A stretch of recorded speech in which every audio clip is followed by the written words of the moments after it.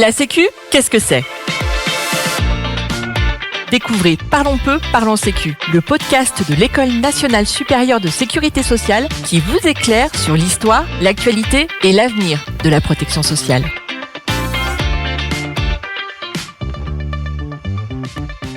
Bienvenue dans ce nouvel épisode du podcast dédié aux grandes questions de la protection sociale. Aujourd'hui, nous nous retrouvons pour un nouvel épisode de ce podcast pour aborder la thématique « Quelle place des territoires au sein de la protection sociale ?» Pour enrichir notre réflexion, nous avons le plaisir d'accueillir deux experts, Gilles Nézauzy, directeur du Centre de traitement informatique et également conseiller scientifique de l'Institut des hautes études en protection sociale. Nous accueillons aussi Pierre Mayer, associé chez ICE Partners et ancien directeur de la CNAV. Gilles Nézauzy, bonjour. Bonjour Julie. Pierre Mayer, bonjour. Bonjour Julie. Ensemble, nous allons explorer les enjeux majeurs liés au territoire et leur rôle dans l'organisation et l'évolution de notre système de protection sociale. Pour commencer, Gilles Nézauzy, de façon très concrète, quel est le lien entre territoire et protection sociale ? Alors, lier protection sociale et territoire, en fait, c'est loin d'être évident. C'est pas une question qui est très simple. En fait, nous sommes marqués par une vision qui est extrêmement jacobine de la protection sociale. Ainsi, un peu d'histoire, le préambule de la Constitution de 1946 instaure la nation comme le garant des conditions nécessaires au développement de l'individu. Pour cela, elle garantit, je cite, à l'individu et à sa famille la protection de la santé et de la sécurité matérielle. Il n'y a donc que deux acteurs qui sont reconnus, l'individu d'un côté et la nation de l'autre. Nous sommes dans l'idée d'un lien direct, sans intermédiaire. En fait, le territoire n'est pas cité. Pierre ? Historiquement, la protection sociale française s'est créée à l'échelle d'un territoire. La protection sociale, elle est née dans les territoires, par des expérimentations, par des initiatives, par des innovations. On peut évoquer le mouvement mutualiste, on peut évoquer également les allocations familiales, le rôle qu'a joué la Fédération des industries métallurgiques de l'Isère dans la création des allocations familiales. Il faut rappeler également le rôle que Pierre Laroque voulait faire jouer aux représentants des salariés cotisants à travers les administrateurs des caisses de sécurité sociale. Donc, même en 1945, la sécurité sociale n'est pas abstraite, elle s'incarne. Et elle fonctionne avec des caisses régionales, elle fonctionne avec des caisses primaires, disposant chacune de la personnalité juridique et d'une personnalité juridique distincte de celle de la caisse nationale ou centrale.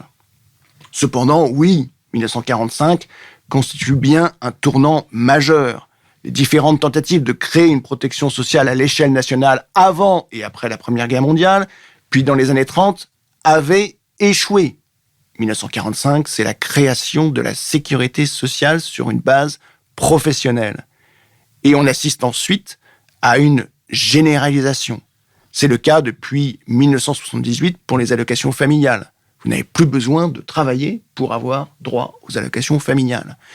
Et depuis 2016 pour les prestations d'assurance maladie. Vous n'avez plus besoin d'être en activité professionnelle pour avoir droit aux prestations d'assurance maladie. La prestation universelle maladie, la PUMA, elle garantit à tous les individus résidant sur le territoire national de manière stable et régulière une prise en charge de leurs frais de santé. Pourquoi alors a-t-on en quelque sorte nié le territoire ? Pour les concepteurs en fait, de la sécurité sociale, cette dernière devait répondre à un triple principe d'unité, d'uniformité et d'universalité. Quand on examine en fait la logique de ces 3 U, on peut constater qu'elle est assez antinomique avec une approche territoriale de la protection sociale qui consiste plutôt à l'adapter en fonction des populations d'un territoire et donc à examiner leurs besoins et leurs particularités. La création puis la généralisation de la sécurité sociale, comme le rappelait Pierre, ont été faites dans une logique de massification et d'uniformisation des prestations. Les mêmes prestations versées partout en France, selon les mêmes montants et avec les mêmes règles d'attribution. Ne pas prendre en compte les territoires et donc les particularités de leurs habitants a donc plutôt été un gage d'efficacité. Et il faut rappeler cette évidence. Les politiques de protection sociale sont des politiques publiques. Elles se sont généralisées avec l'application homogène d'un droit identique sur l'ensemble du territoire national. On va prendre un exemple. Les URSSAF qui appliquaient de manière différente la réglementation du recouvrement social ont dû se soumettre. On peut souligner le rôle majeur qu'a joué l'informatique dans les années 70-80. À partir du moment où les caisses utilisent le même outil, l'application d'un droit identique pour l'ensemble des cotisants ou des assurés est évidemment facilitée. Il reste cependant toujours des possibilités d'appréciation aux commissions de recours amiables et des marges de manœuvre, par exemple aux commissions d'action sociale. Ce n'est pas par hasard que la tutelle des organismes de sécurité sociale, à travers la mission nationale de contrôle de la direction de la sécurité sociale, reste très attentive aux décisions qui sont prises par les commissions de recours amiables, ce qui peut rencontrer des incompréhensions de la part des administrateurs. Très bien, mais alors pourquoi réhabiliter les territoires aujourd'hui ? Alors, nous parlions d'efficacité et on ne peut nier que la sécurité sociale a réussi ce pari. Il s'agit sans aucun doute des seules politiques publiques qui bénéficient à tous les individus de leur naissance à leur mort. Pour cela, on y a consacré quand même la somme de plus de 900 milliards d'euros en 2022. Pour autant, efficacité ne signifie pas forcément efficience et la réhabilitation des territoires, en fait, obéit à cette logique d'efficience. À l'évidence, la France n'est pas un territoire homogène et vous n'allez pas avoir exactement les mêmes problématiques, par exemple en matière d'accueil de la petite enfance, entre la Creuse et la Seine-Saint-Denis. Ou de pauvreté des personnes âgées, quand vous savez que plus de 30% des Guadeloupéens et des Martiniquais sont au minimum vieillesse, contre moins de 5% en moyenne nationale. Les politiques de prévention et d'accompagnement ne sont et ne peuvent pas être les mêmes, tout simplement pour des raisons géographiques, économiques, historiques, culturelles. Donc, il convient plus que jamais de réinvestir les territoires, c'est-à-dire avant tout les connaître et les écouter. Alors en fait, réfléchir aux nouvelles politiques de protection sociale à l'aune des territoires, du bassin de vie, c'est changer en fait sa manière de concevoir son action. Il s'agit de prendre des décisions, de mener des actions au plus proche des populations, des services qui leur sont disponibles, de ceux qui leur manquent. De même, c'est prendre en compte les professionnels de santé, de la petite enfance par exemple, qui sont en capacité de répondre à ces besoins locaux. Et enfin, c'est réfléchir à une allocation de ressources de la protection sociale qui soit plus optimale. On constate ainsi depuis plusieurs années un changement de la manière d'appréhender les situations sociales. Un individu, lorsqu'il est malade ou lorsqu'il perd en autonomie, par exemple, ne peut plus être traité en silo. Chaque professionnel est dans cette personne de manière isolée en fonction de sa spécialité. On constate en fait qu'il y a un besoin de coordination entre professionnels centré sur la personne, ses besoins et ses spécificités. L'approche territorialisée prend alors toute son importance. On parle ainsi d'une logique de parcours centrée sur l'individu, où cette dimension territoriale prend tout son sens. Mais prendre en compte les territoires, comme vous le dites, ce n'est qu'une question d'efficience ? Non, en fait, elle répond également à des enjeux politiques et d'accessibilité. Alors même que l'on flèche entre 32 et 33% de notre produit intérieur brut aux politiques de protection sociale, les Français estiment, souvent à juste titre, qu'ils n'ont pas accès à un médecin, que trouver une place en crèche pour faire garder ses enfants est très difficile. En fait, la crise, et là je reprends plutôt un élément plus politique, la crise des Gilets jaunes de 2018 a été d'ailleurs un des symptômes du sentiment d'abandon ressenti par certains de nos concitoyens habitant dans les territoires ruraux ou périurbains par exemple. En fait, nous sommes dans une situation paradoxale où la protection sociale n'a jamais été autant redistributive, notamment par le biais des prestations monétaires qu'elle verse. On peut citer un des exemples majeurs, qui sont les pensions de retraite, et ressentie comme éloignée par les services qu'elle contribue à financer. Donc, renforcer la présence sur les territoires est donc indispensable.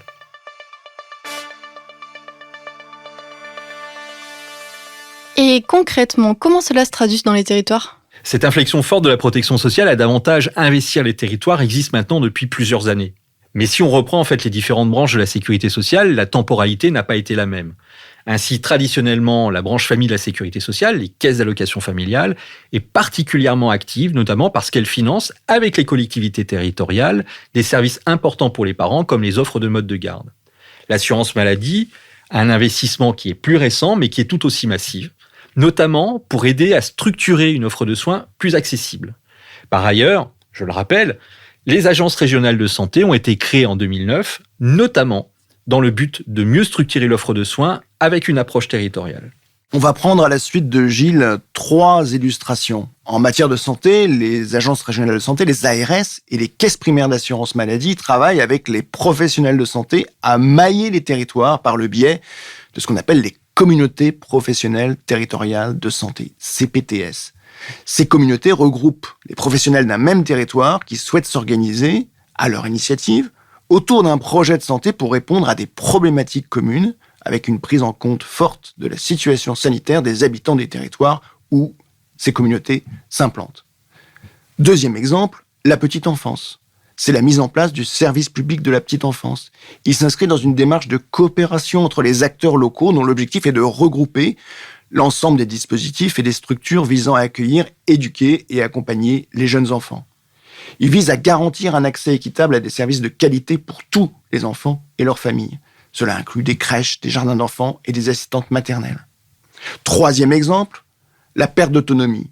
On met en place, en ce moment même, le service public départemental de l'autonomie, qui est un dispositif d'aide et d'accompagnement des personnes en situation de handicap, des personnes âgées en perte d'autonomie et de leurs aidants. Son objectif principal est de favoriser leur autonomie et leur inclusion sociale en proposant des services adaptés à leurs besoins au plus proche des territoires dans lesquels ils vivent. Et ce service offre, bien sûr, des aides financières, mais surtout des conseils personnalisés et un accès à des établissements spécialisés. Il joue ainsi un rôle essentiel dans la coordination entre les différents acteurs du secteur médico-social. Et alors, peut-on dire aujourd'hui que l'approche territoriale des politiques sociales est durablement installée ? Alors, sans être aussi affirmatif, on peut dire en tout cas que le territoire n'est plus un impensé des politiques sociales. Cependant, il reste à conforter cette démarche et pour cela, il faut que l'État central, tout comme les caisses nationales des organismes de sécurité sociale, acceptent de déléguer une part de leurs prérogatives de décision vers les échelons locaux. Cela signifie donc une redéfinition des rôles et des périmètres d'intervention de chacun. Au niveau local, il s'agit d'être au rendez-vous de ces nouvelles prérogatives. Agir sur les territoires, ça signifie quoi ? Ça signifie développer de nouvelles compétences en gestion de projet, en analyse de données territoriales, avoir également la capacité de développer des partenariats, de les faire vivre dans un temps et bien entendu, être à l'écoute et comprendre encore mieux les aspirations des habitants. C'est un vrai défi qui a commencé à être relevé mais qui nécessite un investissement sur le temps long. C'est un enjeu pour les organismes de sécurité sociale, leurs dirigeants et leurs cadres. La composante partenariale est ainsi de plus en plus essentielle. Savoir travailler avec les autres, savoir écouter les contraintes des autres dans une logique qui est une logique interbranche, dans une logique interorganisme de protection sociale et en animant toute une série de partenaires, au premier rang desquels les collectivités territoriales ou encore les grands réseaux associatifs. L'action publique sera de plus en plus à la fois construite et opérée par le terrain. Reste à déterminer, bien évidemment, qui coordonne et dans quelles conditions. À ce propos, la chaire Protection sociale et territoire semble s'inscrire dans cette dynamique. Pouvez-vous nous en parler davantage ? Alors, nous avons lancé, avec Gilles Nézosi, cette chaire en partant d'un constat, les constats que nous venons de formuler, le besoin de personnes formées et compétentes pour être les acteurs et les opérateurs de politique sociale plus proches des habitants et des territoires. Et nous avons lancé donc cette spécialité protection et innovation sociale des territoires en 2020, une formation coportée et co-construite par Sciences Po Lyon et le N3S, en alternance dans le champ de la protection sociale et de l'économie sociale et solidaire sur un rythme de 3 semaines d'entreprise et 1 semaine en cours. Donc une formation au service de la compréhension, l'analyse des politiques publiques sociales et de l'économie sociale et solidaire sur les territoires, et notamment les politiques de santé, les enjeux du vieillissement, les politiques de lutte contre la précarité, la politique du logement et les politiques de l'emploi. Alors, bien sûr, je ne peux que vous conseiller, si ce n'est pas déjà fait, de nous suivre sur LinkedIn où la chaire a une page. Il faut également ajouter que nous avons lancé avec Pierre Mayer des webinaires portant sur les différents grands thèmes de la protection sociale. Très bien, et pour conclure cet épisode, quel message clé souhaitez-vous transmettre à nos auditeurs ? Alors, en quelques années, ce que je tiens moi à souligner, c'est que le paysage de la protection sociale a complètement évolué. C'est un bouleversement majeur. En fait, la question des territoires doit être absolument appréhendée par l'ensemble des acteurs. Je dirais que l'avenir même de la protection sociale passe par les territoires. Merci beaucoup Gilles pour cet éclairage. Merci. Merci beaucoup Pierre Mayer également. Merci beaucoup. Et à bientôt pour un nouvel épisode. Vous venez d'écouter Parlons peu, parlons sécu, un podcast de l'EN3S, l'École nationale supérieure de sécurité sociale. Retrouvez prochainement un nouvel épisode pour décrypter ensemble les enjeux de la protection sociale.